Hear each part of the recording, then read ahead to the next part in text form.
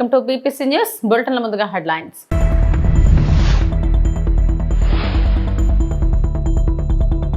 ఆగస్టులో కొత్త రేషన్ కార్డులు మంత్రి నాదెండ్ల మనోహర్.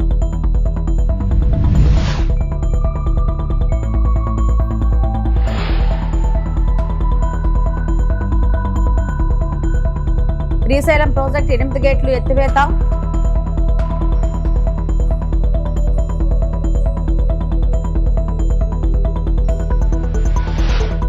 ఈడీ విచారణకు హాజరైన నటుడు ప్రకాష్ రాజ్.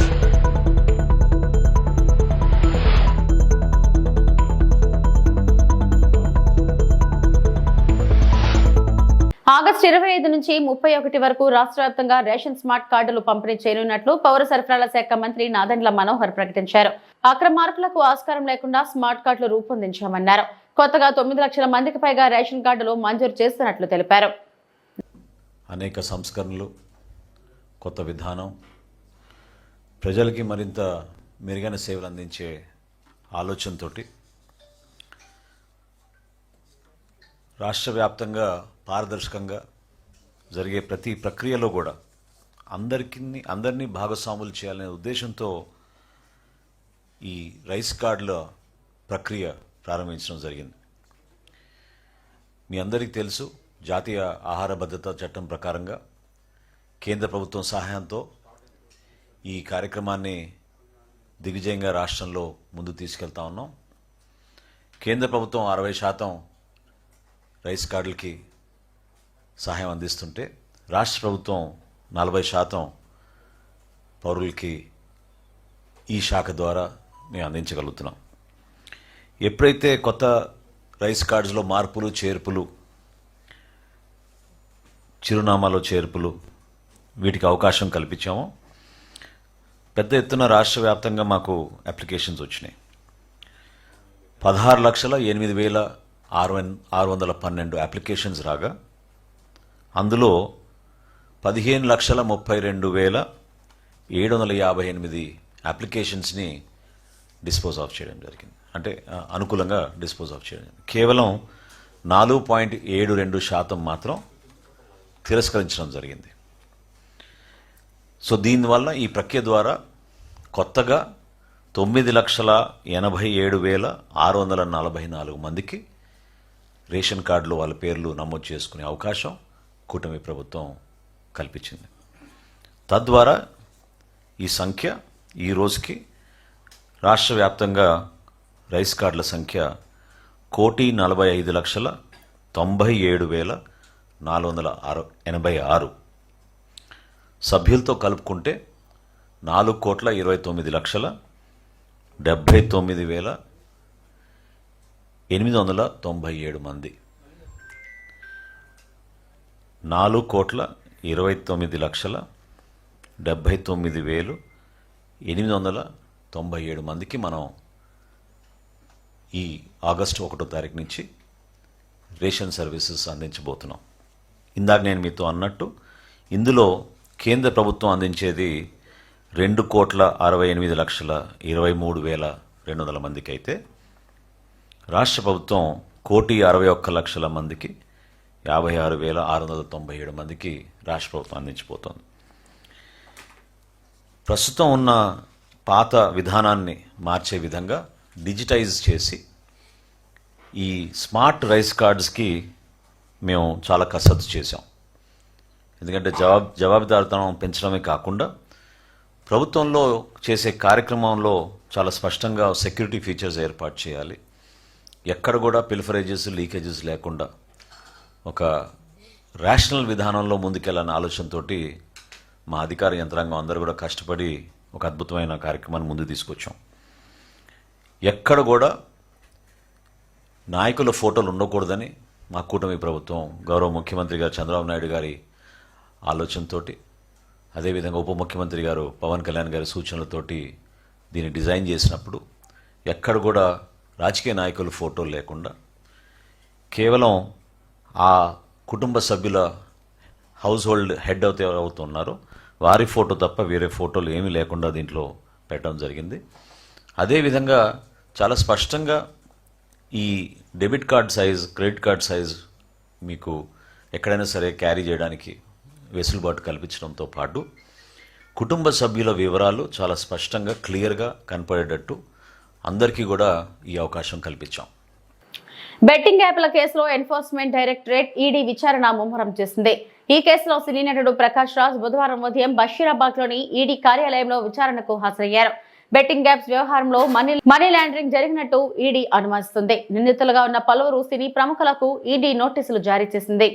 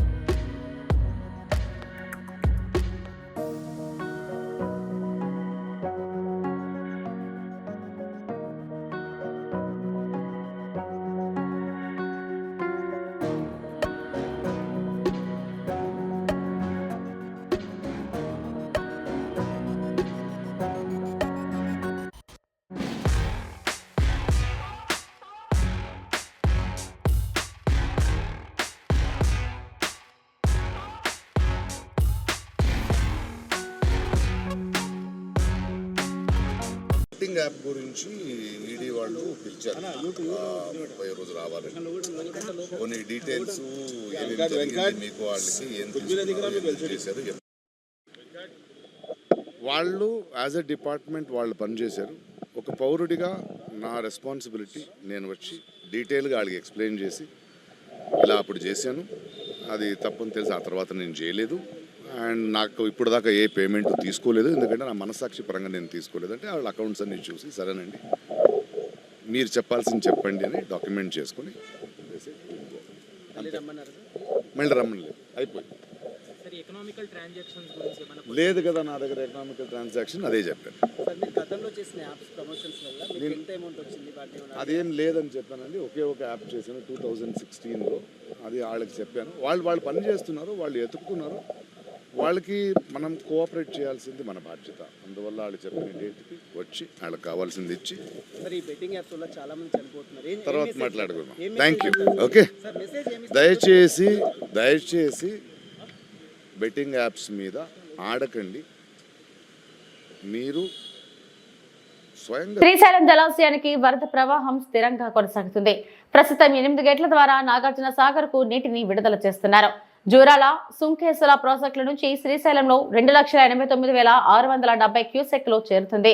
శ్రీశైలం నుంచి అవుట్ఫ్లో 3,02,478 క్యూసెక్లు, 8 స్పిల్వే గేట్ల ద్వారా 2,16,520 క్యూసెక్లు విడుదల చేస్తున్నారు.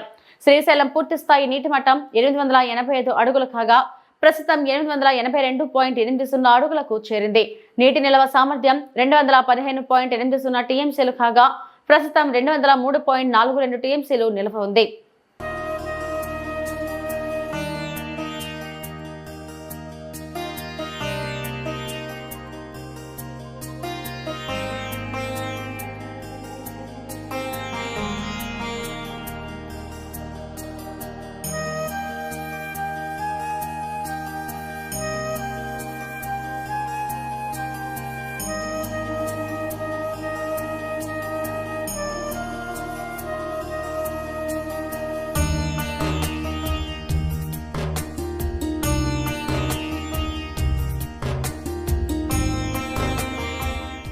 నర్సీపట్నంలోని మదర్ నర్సింగ్ సంస్థల ఆధ్వర్యంలో 22వ batch mother college of nursing మరియు 7వ batch mother school of nursing విద్యార్థుల జ్యోతి ప్రజ్వలన కార్యక్రమం కళాశాల ప్రాంగణంలో ఘనంగా నిర్వహించారు.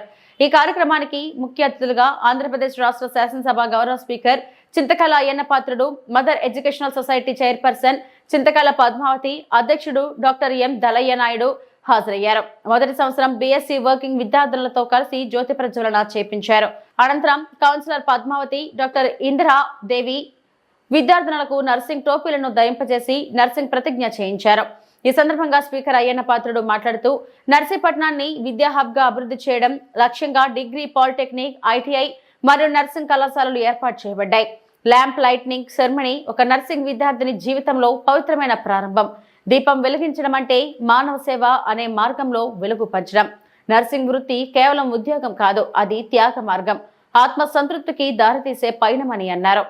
This assembly to pass my life in purity and to practice my profession faithfully.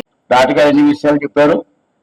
ఈవేళ నర్సింగ్ కాలేజ్ పెట్టడానికి ముఖ్య కారణం నా మొదటి నుంచి ఎడ్యుకేషన్ ఇంట్రెస్ట్. నాకు ఎందుకు ఇంట్రెస్ట్ అని అడగొచ్చు మీరు.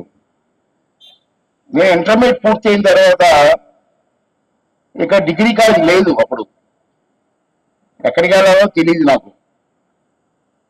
ఇక్కడ డిగ్రీ కాలేజ్ లేదు, చదువుకోవాలని కోరుకుంది. అప్పుడు నేను కాకినాడ పిఆర్ కాలేజ్ వెళ్ళి చదువుకున్నా. తర్వాత నేను ఎమ్మెల్యే అయిన తర్వాత ఎన్టీ రామారావు కలిసినప్పుడు నీకు ఏం కావాలి అడుగుంటే అప్పుడు యంగెస్ట్ ఎమ్మెల్యే నేను ఆ రోజుల్లో. నన్ను పిలిపించి నీకు ఏం కావాలంటే నాకు డిగ్రీ కాలేజ్ ఇవ్వన్నాను. అప్పటి నుంచి నా కోరిక ఏంటంటే నర్సీపట్నాన్ని ఒక ఎడ్యుకేషన్ హబ్గా తయారు చేయాలని ఒక డెసిషన్కి వచ్చాను. ఏమి ఉన్నా లేకపోయినా ముందు ఎడ్యుకేషన్ అవసరం. అంటే డిగ్రీ కాలేజీతో పాటు అన్ని కాలేజీలు, polytech college, ITI college, nursing college, అలాగే అన్ని కాలేజీలు, బీఈడి కాలేజీలు ఇవన్నీ కూడా తీసుకొచ్చాం. ఇవాళ నర్సీపట్నం వాళ్ళు ఎక్కడికి వెళ్ళకుండా ఇక్కడే చదువుకునే అవకాశం కల్పించాం. స్కూల్ విద్యార్థులకు లైఫ్ జాకెట్స్ పంపిణీ చేసిన మంత్రి వాసంశెట్టి సుభాష్ మరియు Gannavaram MLA Giddi Satyanarayana. Doctor BR Ambedkar జిల్లా పి గన్నవరం మండలానికి చెందిన లంకల గన్నవరం గ్రామంలోని ప్రభుత్వ హై స్కూల్లో చదువుతున్న విద్యార్థుల కోసం ఎంతో అవసరమైన సేవా కార్యక్రమాలు నిర్వహించడం జరిగింది. ప్రతిరోజు ఆచంట మండలం అయోధ్య లంక గ్రామాల నుండి 48 మంది విద్యార్థులు రోజు గోదావరి నదిని ప్రాణాలను పణంగా పెట్టి పడవలో దాటుతూ లంకల గన్నవరం హై స్కూల్ కి వెళ్తూ ఉంటారు. వర్షాకాలంలో నది పరివాహక ప్రాంతాలలో వరద ఉధృతి, నీటి ప్రవాహం ఎక్కువగా ఉండటంతో విద్యార్థుల ప్రాణాలకు రక్షణ లేకుండా పోయింది. దాంతో స్కూలు పిల్లల ప్రాణ భద్రతకు హాని కలగవచ్చని భావించిన మన కార్మిక శాఖ మాత్యులు వాసంశెట్టి సుభాష్ విద్యార్థుల కోసం ప్రత్యేకంగా లైఫ్ జాకెట్స్ ను సొంత ఖర్చులతో సమకూర్చారు. ఈ లైఫ్ జాకెట్లను ఈ రోజు లంకల గన్నవరం గ్రామంలో నిర్వహించిన కార్యక్రమంలో ఆ మండల శాసనసభ్యులు శ్రీ గిడ్డి సత్యనారాయణ సమక్షంలో కార్మిక శాఖ మాత్యులు శ్రీ వాసంశెట్టి సుభాష్ చేతుల మీదుగా విద్యార్థులకు పంపిణీ చేయడం జరిగింది. ఈ కార్యక్రమంలో కూటమి నాయకులు, పార్టీ కార్యకర్తలు, ఉపాధ్యాయులు, స్కూల్ సిబ్బంది, విద్యార్థులు తదితరులు పాల్గొన్నారు.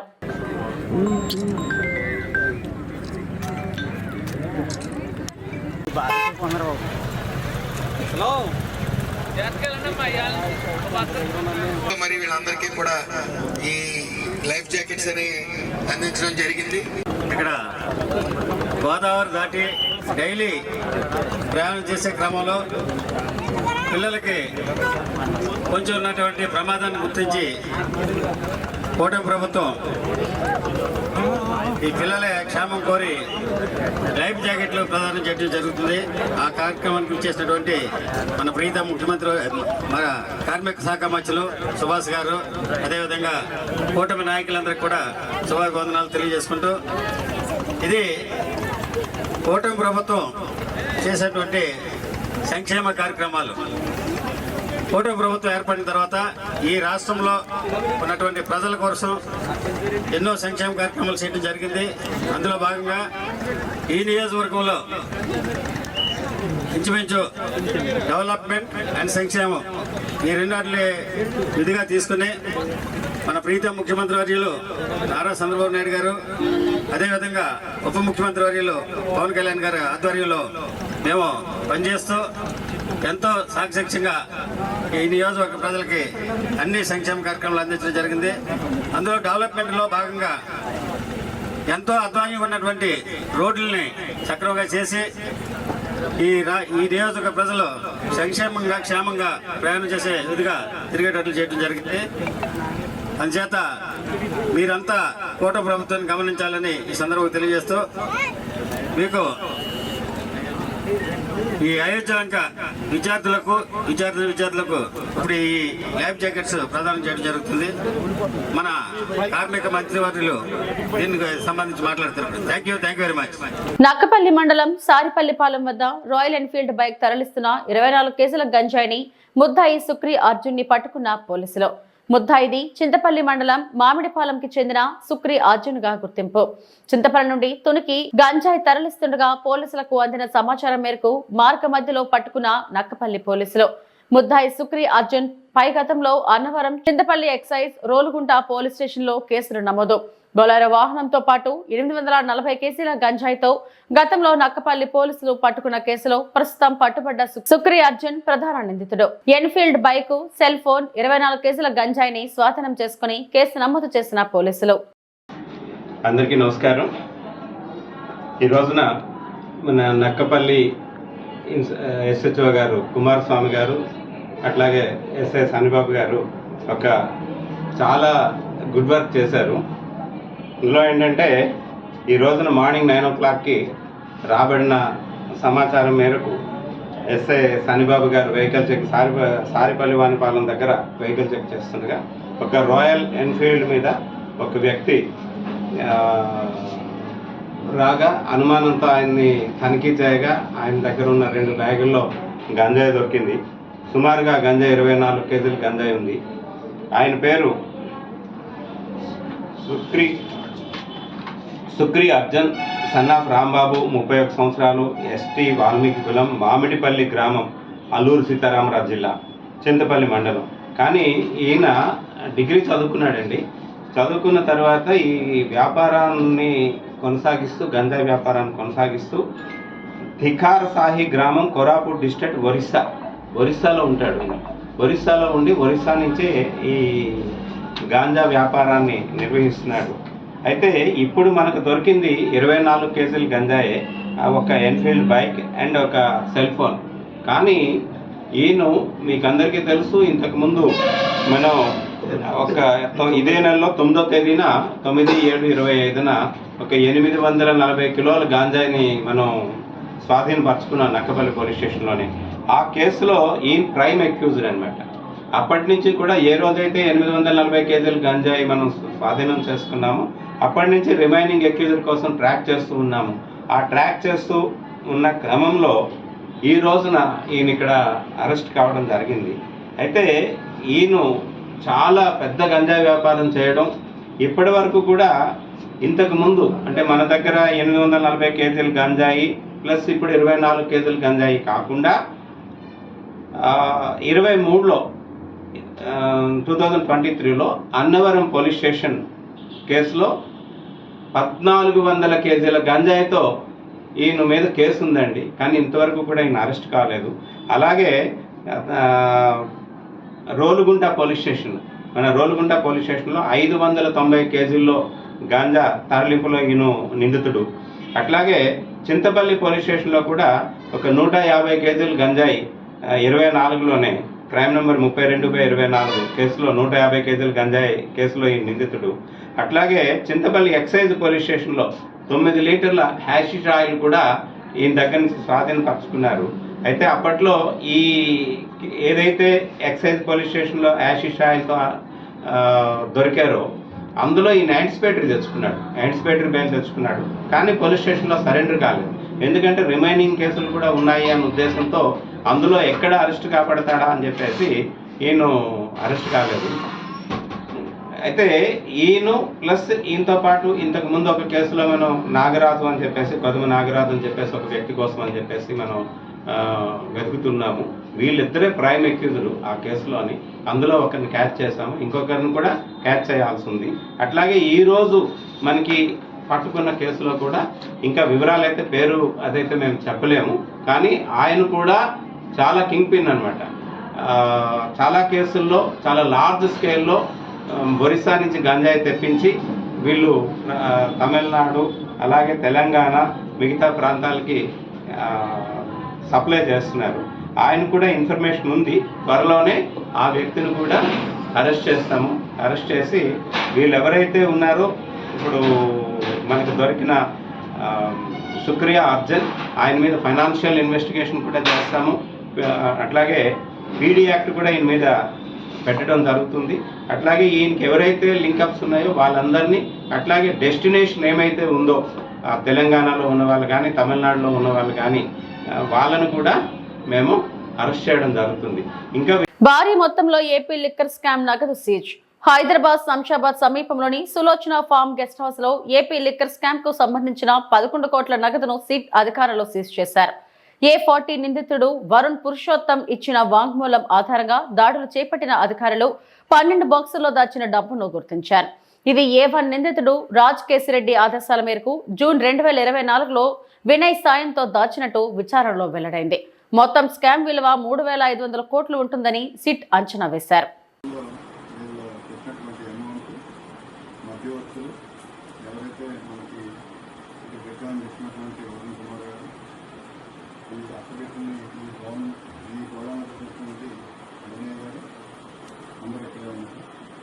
సంవత్సరంలో ఈ నోట్ల కట్టలన్నీ లెక్కిస్తే 12 బాక్సుల్లో మొత్తం 11 కోట్ల రూపాయలు దీంట్లో ప్యాక్ చేయబడి ఉన్నాయి.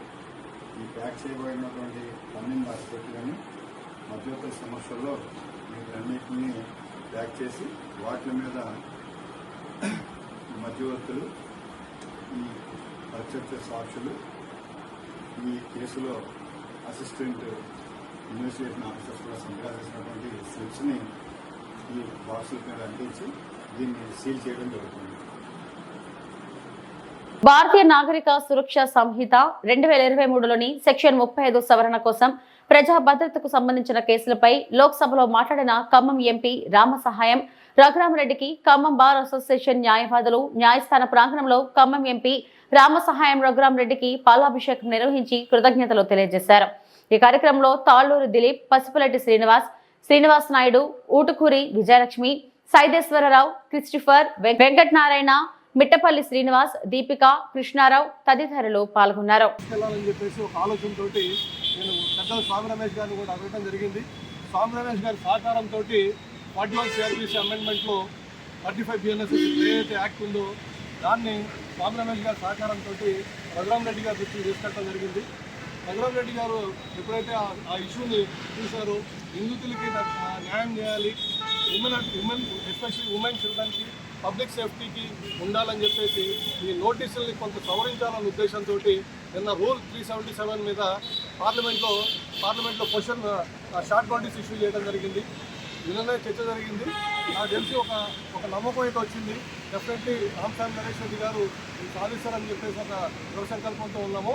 మరి ఈ కార్యక్రమానికి మాకు సహకరించినందుకు వచ్చిన మిత్రులందరూ కూడా ధన్యవాదాలు తెలియజేసుకుంటూ, రేపు రాబోయే కాలంలో మనం నిందితుల తరఫునే కాకుండా అట్లీస్ట్ మన బాధితుల తరఫున కూడా మనం పోరాడాల్సిన బాధ్యత ఉంది.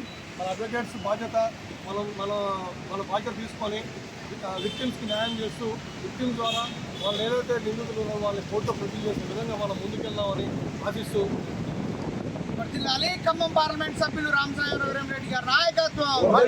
వర్ధిల్లాలి ఖమ్మం పార్లమెంట్ సభ్యులు రామసాయం రఘురామరెడ్డి గారి నాయకత్వం.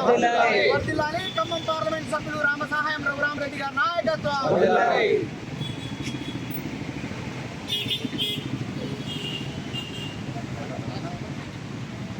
జూనియర్ హీరో గాలి జనార్దన్ రెడ్డి తనయుడు కిరీటి తిరుమల శ్రీవారిని దర్శించుకున్నారు.